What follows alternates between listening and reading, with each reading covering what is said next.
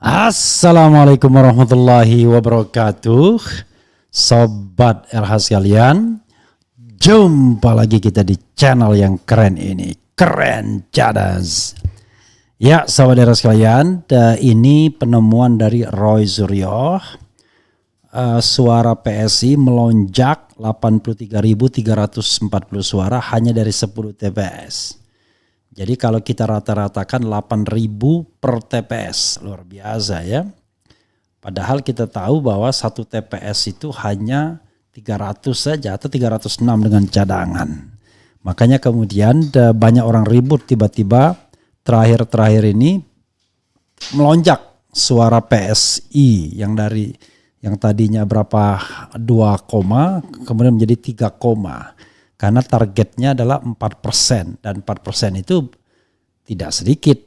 Kenaikan 1% kalau misalnya 160 itu kan artinya 160 juta, kalau 1%-nya kan berarti 1,6 juta harus dapatkan suara. Tambahan. Jadi dan salah satu modus lagi adalah menggunakan suara tidak sah. Dimasukkan juga ke PSI. Sekarang mudah-mudahan pendukung pemerintahan ya tidak mengatakan ini karena sakit hati. Coba bayangkan, masa kecurangan seperti kita diam saja ya.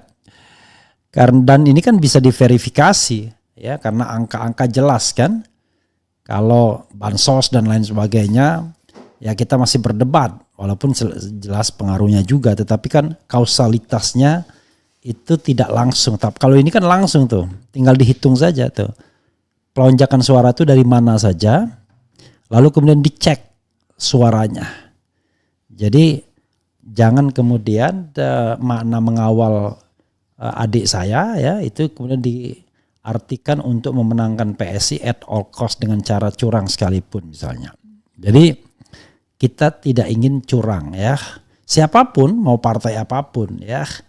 Semua partai peserta pemilu tidak boleh curang, apalagi pilpres. Itu moralitasnya ya.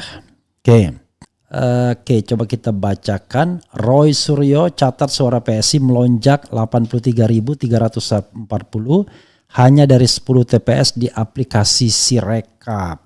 Jakarta, perolehan suara Partai Solidaritas Indonesia naik menjadi 3,12% pada Sabtu 2 Maret 2024 berdasarkan aplikasi Sistem Informasi Rekapitulasi Sirekap milik Komisi Pemilihan Umum KPU.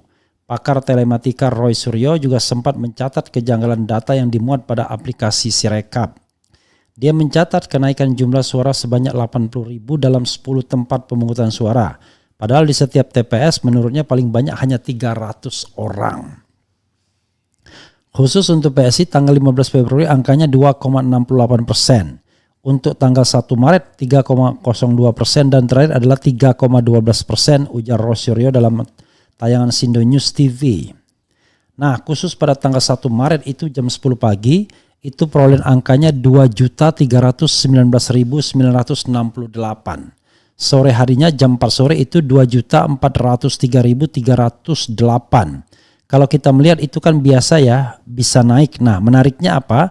Perolehan angkanya berapa? 83.380.000, ternyata itu hanya dari 10 TPS sambungnya.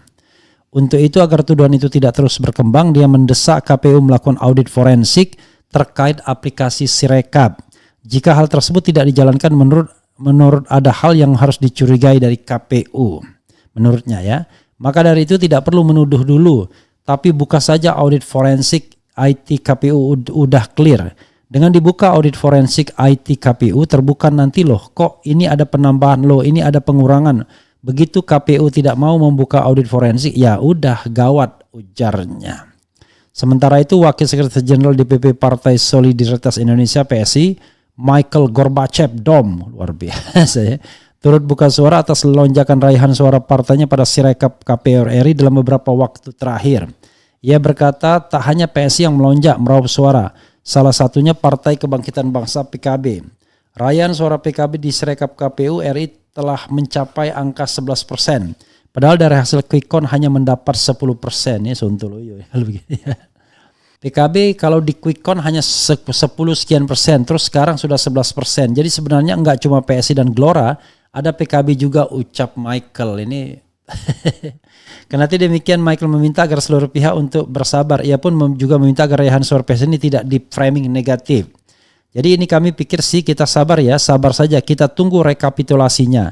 Jangan di framing macam-macam nih, karena memang ini kan semua pihak sedang berusaha ya, ujar Michael. Saya yakin KPU juga sedang berusaha keras dengan sirekapnya yang mungkin belum sempurna, tetapi kita semua sekarang mohon bersabar. Kita tunggu hasil real count-nya ya, imbuhnya. Padahal real count itu akan disesuaikan dengan sirekap ya. Di sisi lain, Michael berkata raihan suara yang ada di Sirekap KPU RI itu juga masih ada margin of error. Kalau dilihat marginnya juga, Gelora misalnya sekitar 0,5%, PSI juga masih di 0%. Itu masih masuk margin of error di quick count. Itu biasa sih menurut saya sambungnya. Pakai margin of error ya. Luar biasa ya. Jadi kalau misalnya suara perolehan satu partai itu 2,9, margin of error-nya 1, berarti ada toleransi 3,9% ya. Besar dong itu. Gitu ya. Sekedar informasi, raihan suara PSI terpotret melonjak tajam dalam beberapa waktu terakhir. Bahkan raihan suara itu mendekati ambang batas parlemen, yakni sebesar 4%.